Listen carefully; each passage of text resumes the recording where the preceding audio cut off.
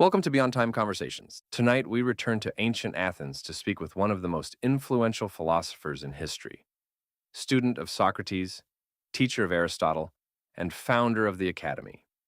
Plato, welcome to our time. I am honored.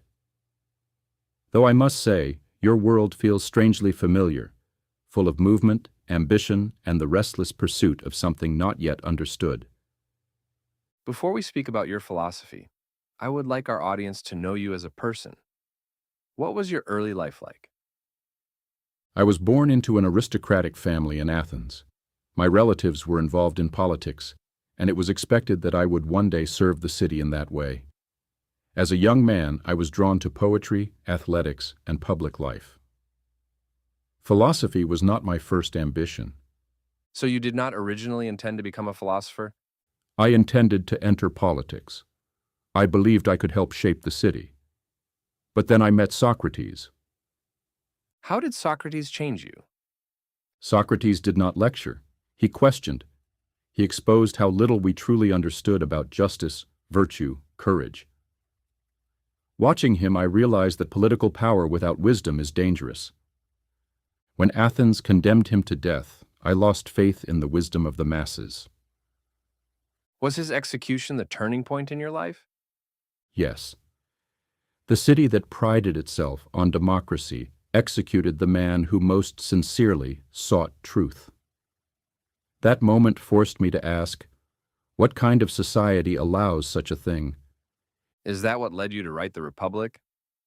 Indeed. I wished to imagine a just city, one governed not by appetite or popularity, but by reason and virtue. You eventually founded the Academy. Why create a school? Because philosophy must be cultivated. The mind does not naturally turn toward truth. It must be trained to question, to reason, to rise above appearances. That brings us to your famous allegory of the cave. Could you describe it for us? Imagine human beings chained in a cave since childhood.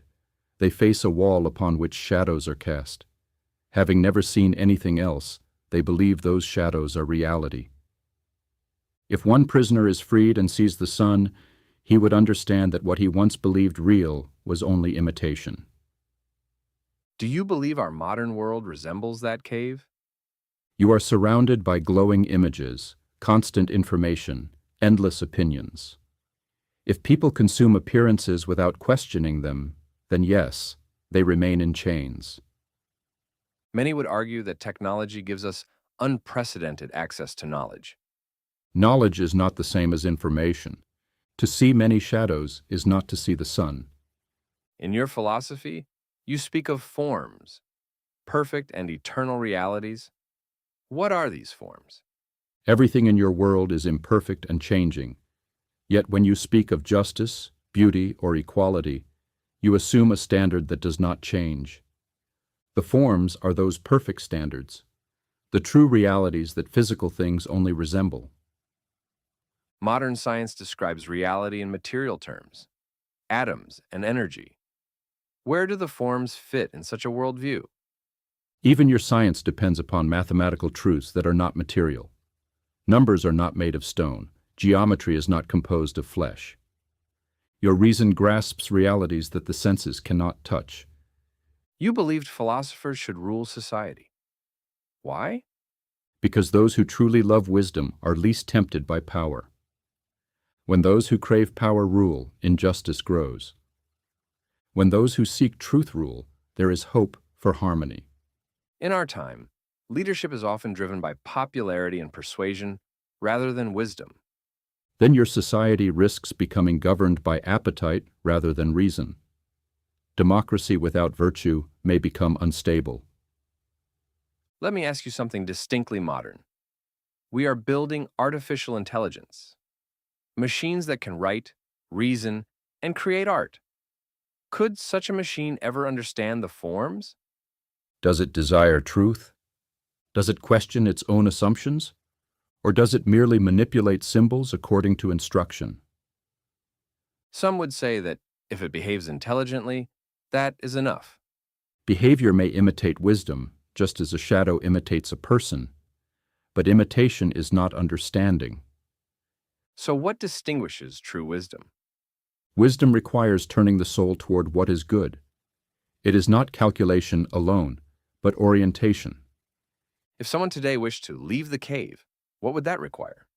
It would require courage, the courage to doubt what is comfortable, to endure confusion, and to seek what is true rather than what is pleasing. And what is education in your view? Education is not the filling of a container. It is the turning of the soul toward the light. If you could leave us with one final thought, what would it be? Do not mistake brightness for illumination. Do not mistake noise for truth. And remember, the chains most difficult to break are those we do not see.